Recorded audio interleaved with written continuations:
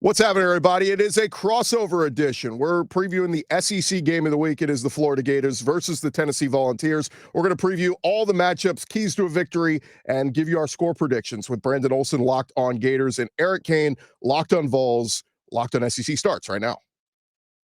You are Locked On SEC, your daily podcast on the Southeastern Conference. Part of the Locked On Podcast Network, your team every day.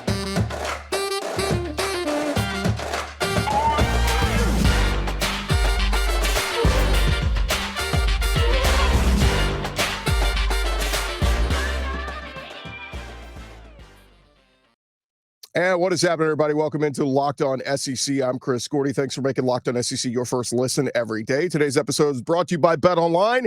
BetOnline's got you covered this season with more props, odds, lines than ever before. It is BetOnline, and it is where the game starts. Let's jump into it, guys. As we preview the SEC game of the week, we now welcome in Brandon Olsen, host of Locked On Gators, and Eric Cain, host of Locked On Vols. Fellas, how are you today? I feel like I'm in big time right now. I got Vols and I got SEC here. I'm ready to go. Happy to be here, man. Excited for this week. Yeah, absolutely. This is a big game for both programs. You know, for Tennessee, if they want to be the big top 20 team and everybody wants to say the Vols are back, this is one they have to win. And for the Gators, man, all the struggles the last 2 weeks after the big win over Utah, it's kind of like, man, are we for real, or are we going to have to wait a whole year for Billy Napier to get the trains back on the track? Brandon, I want to start with you. Give me the kind of the report card for your team 3 weeks into the season so far. I'd say probably C minus. I maybe D plus. I'm someone who 2-1 is a great start. Everybody has been so happy about this a few months ago. It's been ugly every step of the way. You won the ugly Utah game, which I'm fine with that win. Florida was not projected to win that game, so I'm fine with that ugly win. And then an ugly loss against Kentucky, and then South Florida, who got annihilated by BYU. Florida walked away with a victory by the skin of their teeth. So this has just been, it's been disappointing, but I think a lot of Florida fans were like, oh, Billy, Anthony Richardson, we're so great now. And it's like, it's going to take a little bit of time to get there. So I think expectations were too high going into the year, but at the same time, you're 2-1, you can still salvage things. It's not like a horrible situation for the Gators, but it's a little disappointing. Yeah, it's like year one. Everybody wants to avoid that dreaded 6-6. 7-5 always feels like, all right, we're not bad. We're building something here. Let's go. Eric, thoughts on the Vols 3 weeks in so far?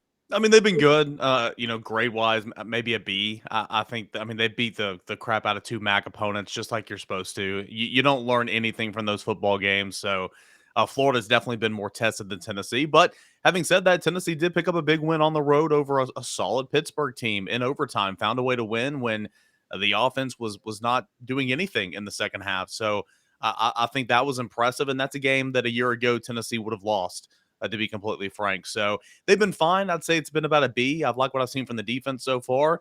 Hendon Hooker's gotten off to slow starts, but his numbers have been so great by games in. But the challenge is here. I mean, this is SEC play in Florida.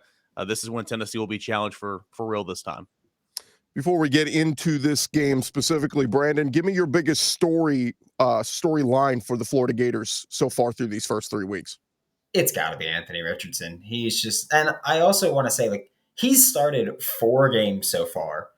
3 of them were against top 25 teams. South Florida was the first start that was not against a top 25 team. It was that Georgia defense last year, which was insane. It was Utah this year, Kentucky, and then this South Florida game. So, yeah, he's had some tough matchups, but I think it's more so about he hasn't looked good while playing these games. You've won a few of them, but really in the long run, he's not playing sustainable, successful football. Part of it's the play calling, part of it's him. I will stand by my point. I think he's hurt. I know that the Kentucky game, first drive, he handed the ball off, he got hit, and then he came up limping. Did not run much after that. Then last week, he did not run much. I know that Billy, AR, people that I've spoken to in the program have all been like, oh, no, he's healthy. He's fine. I don't buy it just based on everything we saw last year was Anthony Richardson wants to run the football. I understand you go, oh, there's not much quarterback depth right now. He's got to stay safe. Slide. Because if he does not run the ball, we're not winning games in Gainesville. So I think that I will stick with my point that I think he's injured, but it's a matter of, now it's Tennessee week. You got to run that ball if you want to win this game. I don't care if you're banged up. I don't care if you're worried about depth. You want to win this game, you run that ball. So it has to be Anthony Richardson and his play. Yeah, Richardson dead last in the SEC in passing yards, and of course, 0 touchdown passes. Not what you want out of your starting quarterback in the SEC. Mm-hmm. Eric, for the Vols, what's the biggest storyline so far for you through the first 3 weeks? Yeah, well, I mean, of course, heading into this football game, and I know we'll touch on it in a moment, but it's the injuries for Tennessee. But so far through 3 games, as Brandon was pointing out, the struggles of Anthony Richardson so far, it's kind of been the opposite. Hendon Hooker's been playing good football. And again, I can't reiterate this enough. Ball State and Akron, all right, that's not Florida. All right, we'll see Florida this week, but played well in a game against Pittsburgh when he was SEC Offensive Player of the Week. 844 yards passing already, 6 touchdowns, no interceptions. He protects the football. It's weird. Like the first drive or two, his numbers don't look great. And it's been a trend the first 3 games, but after that 3rd, 4th drive, he's just been dynamite. He protects the football, makes good decisions. He's pushing the ball downfield. Hendon Hooker's been fantastic so far. And much like Anthony Richardson, I think Hendon Hooker is going to need to run the football in this game. That's an added element to his game that, a lot of quarterbacks in Tennessee's past didn't have. And he's just a really, really good athlete. So, the connection from Hendon Hooker to Cedric Tillman, Brew McCoy has been influxed in there a little bit, but the passing game for Tennessee has looked good through 3 weeks. Yeah, it's going to be interesting, particularly with those injuries. Where are we the latest on, everybody from Jabari Small, Cedric Tillman? Where are we on those injuries as of this recording? Yeah, I mean, of course, they're all day to day, and the coaching staff is not going to give you anything. Josh Heupel's not going to give you anything when he speaks to the media, and I understand that obviously. If it's just me right now, kind of in the midweek, I look. I feel like Jabari Small and Dylan Sampson, the 2 running backs, have a better chance of playing than Cedric Tillman. That could always change. We'll have to see what Tennessee does if Cedric Tillman is a no-go. But very much day-to-day right now, I feel better about Jabari Small and Dylan Sampson than I do about Cedric Tillman. But, of course, things can change before 3:30 on Saturday. Yeah, maybe we could do a 1-for-1 swap. Maybe Brandon could trade for a healthy Hendon Hooker, and then you guys can have like Naquan Wright and some of the the healthy running backs for your backfield. We're going to get into previewing the game in just a second real quick, but want to remind you guys about our friends over at Nugenix. They've got some great stuff going on for the college football season. As you get older, your body changes, and maybe you get a little bit of that dad body like a lot of us are starting to get at this age. You feel a little bit less like your old self. You don't have time to work out, but you want the energy of the body that you want to have. You discovered Nugenix, and this is what you need to get going, at least for the start of a football season where you're going to be eating and drinking a lot of things that are just going to add that extra lbs to your body. Look, if you remember when winning felt easy, it's because you were younger. You were at the peak of your testosterone production. If you want more energy to counter the negative physical effects of aging, Nugenix Total T testosterone booster with testofen. That is what is going to help you turn back the clock and re-energize your workouts. Nugenix Total T contains man-boosting key ingredients like testofen. It has been validated in 5 clinical studies shown to boost free testosterone levels in men. Because Nugenix Total T boosts free testosterone that the aging process robs, you're going to feel stronger, you're going to feel leaner, you're going to have more energy and drive and more passion too. Your partner's going to notice the difference. Nugenix Total T is the #1 selling testosterone booster at GNC. Nugenix Total T can help re-energize your life and help you get back to your powerful, confident self. Now get a free complimentary bottle of Nugenix Total T when you text COLLEGE to 231-231. Text now, get a free bottle of Nugenix Thermo, their most powerful fat incinerator ever, with key ingredients to help you get back into shape fast. Absolutely free. Text COLLEGE to 231-231. Text COLLEGE to 231-231.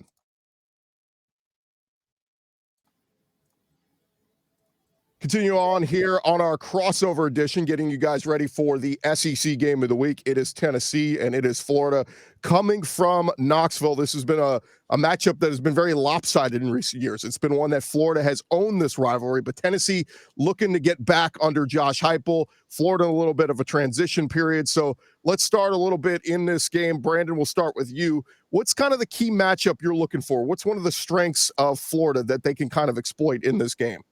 I'm looking at this defense and Hendon Hooker, and like Eric has said, he's been very efficient with the ball. He has not turned it over. I think he's even got just one turnover worthy play on Pro Football Focus right now. And even then, obviously, didn't happen. So I think that when you're looking at this Florida Gators defense, and they've kind of found their stride a little bit, especially in the passing game. Running game, let's just completely overlook that. But in the passing attack, I think you're looking at Hendon Hooker and trying to force some turnovers. He's a very efficient quarterback. We know that.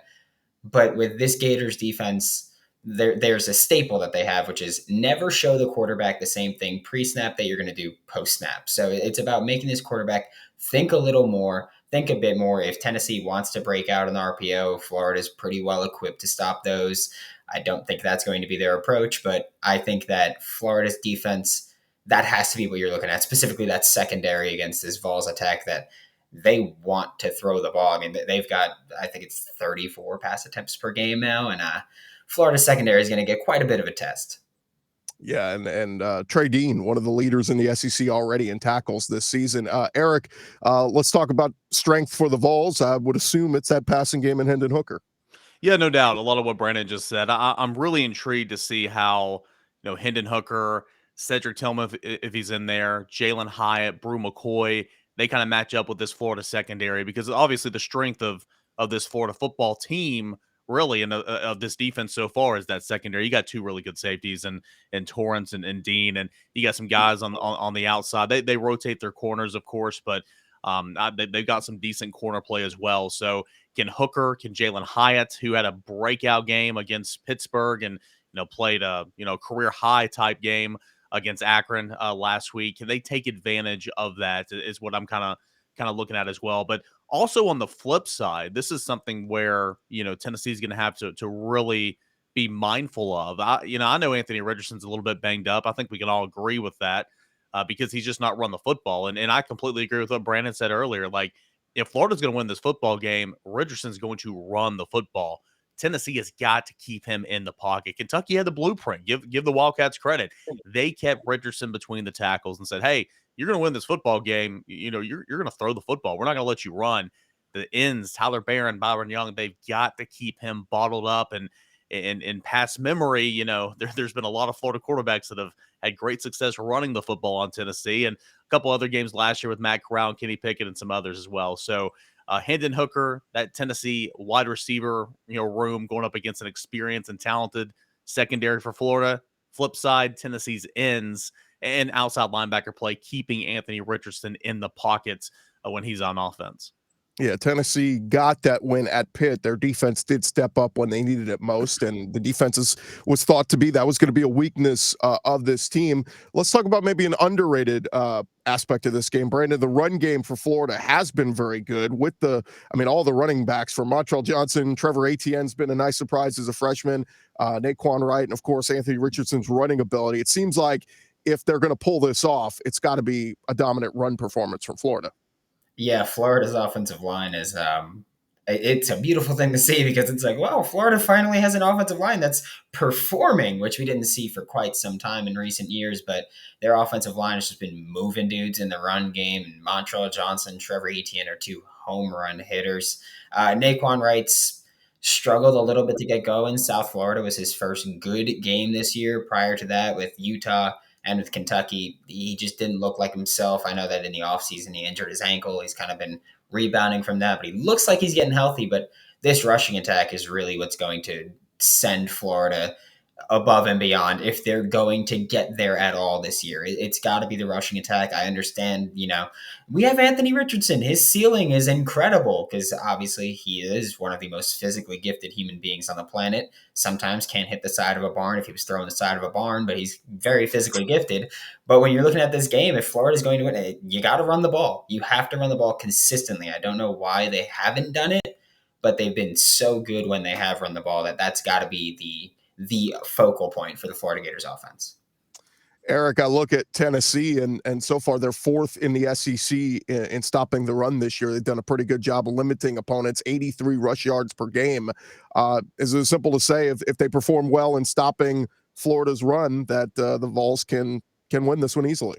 Brandon kind of gave a little look there whenever you were spilling that. I know it, Akron and Ball State. I get it. And against Pittsburgh, that guy, and it's been 2 weeks. I forgot how to say his name. Good player, really good player. I mean, he got loose for like an 86-yarder on drive 2 of the game or something. Outside of that run, and there's always a big one, and it counts. Tennessee did a pretty good job of bottling up Pitt on the ground as well, and so. And you're going to give up a play here and there. It just kind of is what it is. But again, this will be the test. This will be a test because I'm doing my scout of Florida. Those running backs you just mentioned. 25 attempts, 24 attempts, 22 attempts, and then you have Anthony Richardson. They have found success running the football just shy, I believe, of 200 yards per game on the season. So, or a little over 200, excuse me. This is going to be a big test, but on both sides for Tennessee. How good is this rush defense? I'm intrigued to see how much better it's gotten.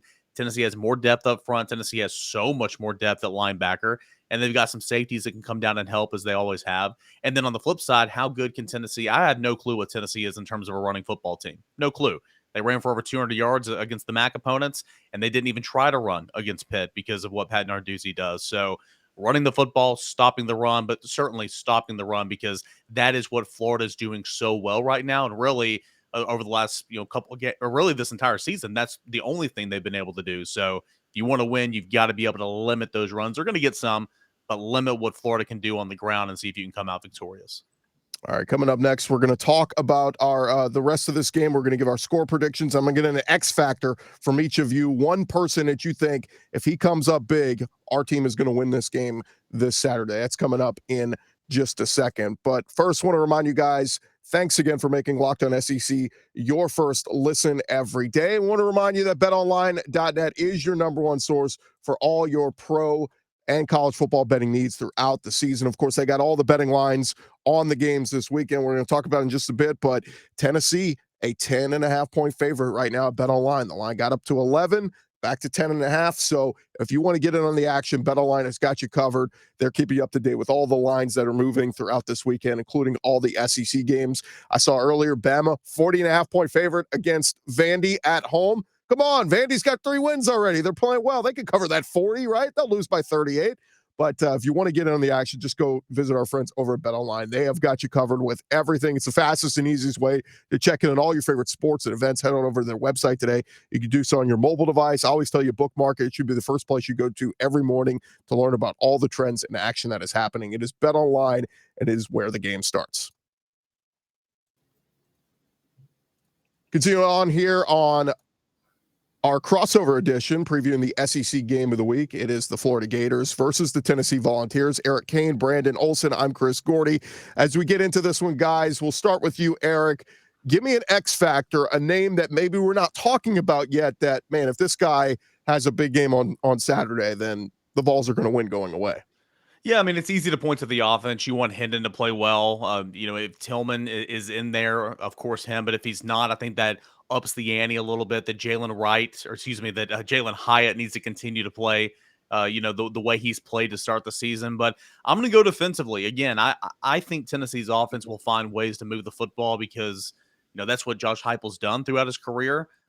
He found ways at points in times last year. I mean, it wasn't all perfect, but he found ways to move the football at points in times last year against Georgia and Alabama. So I'm going to go on defense. Again, just like what we were speaking on in the last segment, Tennessee has got to stop the run game. A big part of that, I think the X factor for Florida, obviously, is the running ability of Anthony Richardson. Got to keep him in the tackle box. So I'm going to go back to a name I mentioned earlier, Tyler Barron. He played very well. His best game for Tennessee against Pittsburgh in week 2. I look for him to have a big game if he can keep contained and force everything back inside to the other guys on the defensive line and to the backside backer. I like Tennessee to win this football game. So give me Tyler Barron, defensive end on defense. Yeah, and tell your guys to keep their cool, too. We don't want any more Jimmy Callaway, swinging punches out on the field. How about this, though? How about at the end of the day, that was an offsetting penalty. Those were offsetting penalties. How does that happen is what I want to know.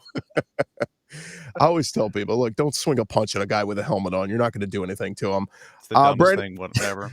Brandon, give me an X factor, a guy maybe we haven't talked about yet that can come up big for Florida this Saturday. Yeah, I was going to say, obviously Anthony Richardson's a guy, but we're going to completely bypass that because, I talk about him now an hour today, basically with my show and this. So I'm going to bypass that. I'm going to say Brenton Cox Jr.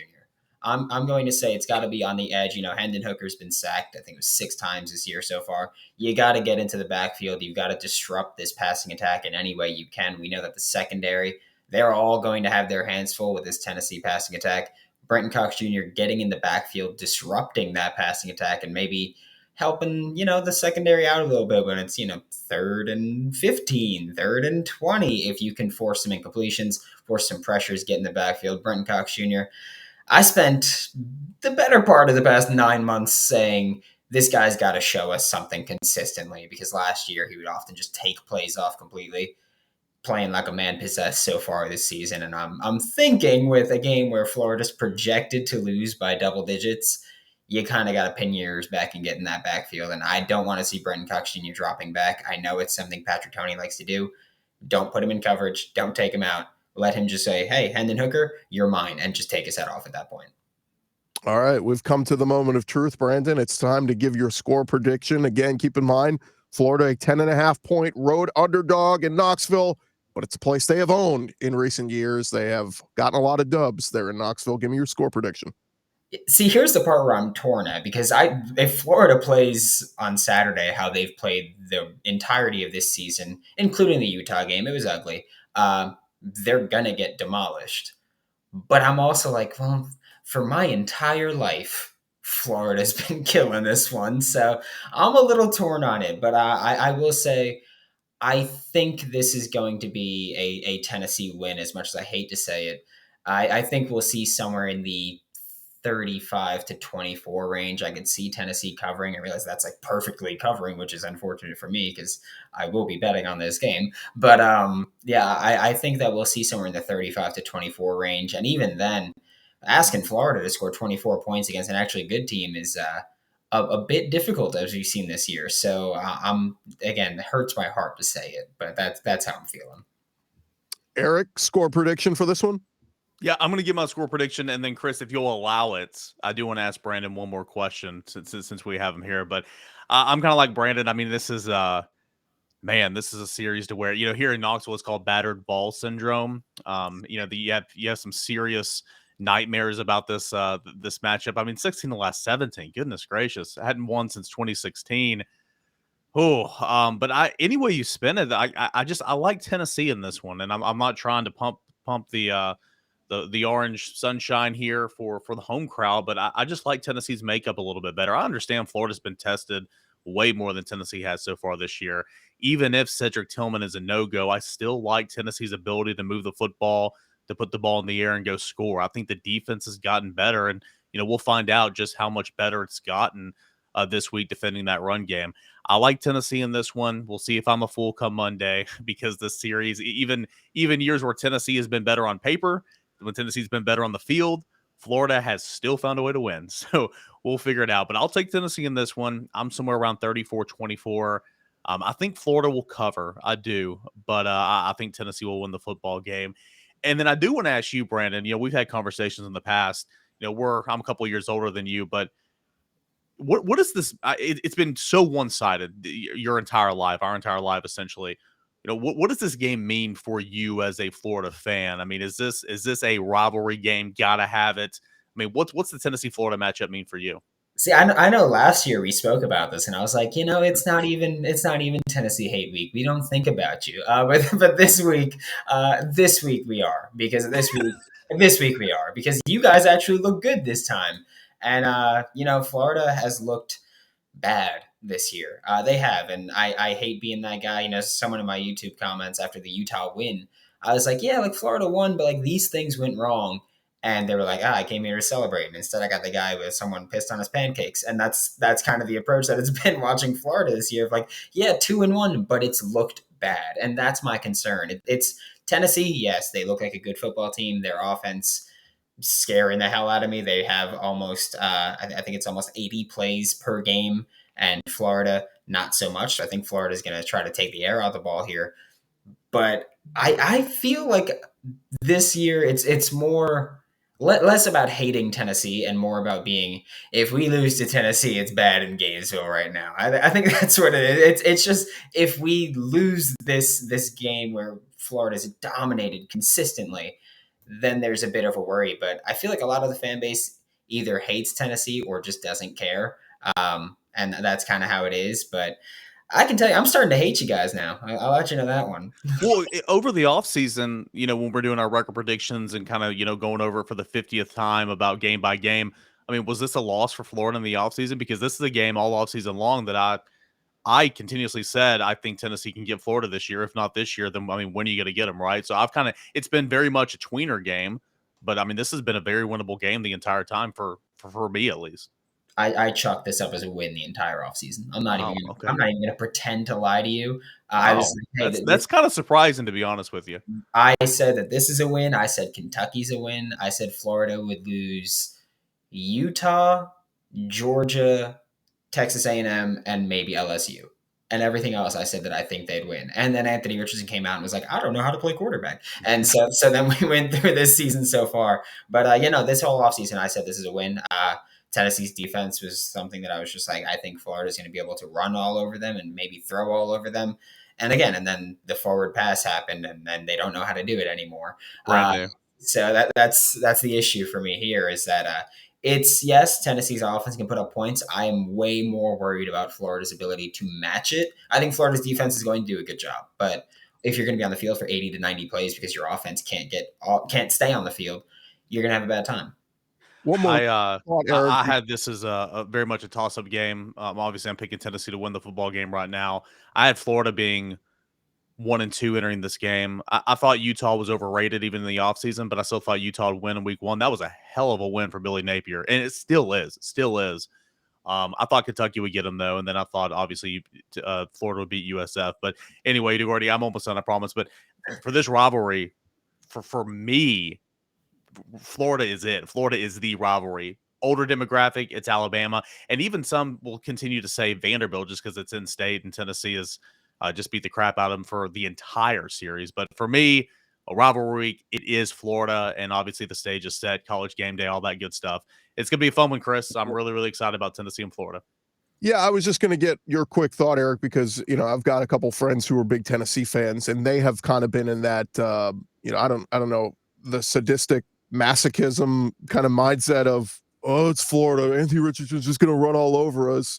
Is that because, man, what Derek Dooley and what all these guys have done to this program the last decade plus has just created this negative mindset when it comes to big games? Well, I was talking to Brandon about it this week. Brandon, how many times have you been asked about, from Tennessee side of things, who's the backup quarterback? The Florida backup quarterback has torched Tennessee throughout this program, throughout these two series history. So it's been incredible. Like, again, I go back to saying throughout this just horrible losing skid Tennessee's had against Florida, Tennessee has been better on paper and on the field a couple of times. And there's been some bad years where both of those teams have been bad, don't get me wrong, but Tennessee's just not found a way to win. It's just it's weird. And then you need an incredible comeback in 2016 just to get your one win, right? So I think it's battered Vols syndrome a little bit. It's very much the opposite of what Tennessee, Kentucky is. Kentucky has been really good under Mark Stoops the last 5 years. They had two 10-win seasons. Both of those seasons, they got beat by Tennessee. It's just kind of like, what more can you do to win that football game?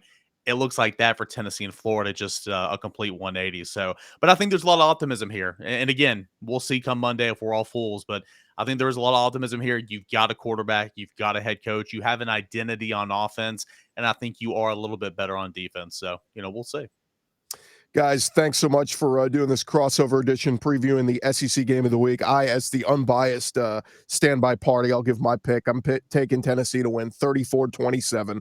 I think it's a valiant effort from Florida, but I think they cover, but I think this is a year that Tennessee says, hey, we are back. We have a competent offense. We have a competent coach, and we're going to win this game. So we will see, guys. Thanks so much for making us your first listen every day. And, of course, if you don't listen to Locked On SEC, you can check out Locked On Gators. You can check out Locked On Vols.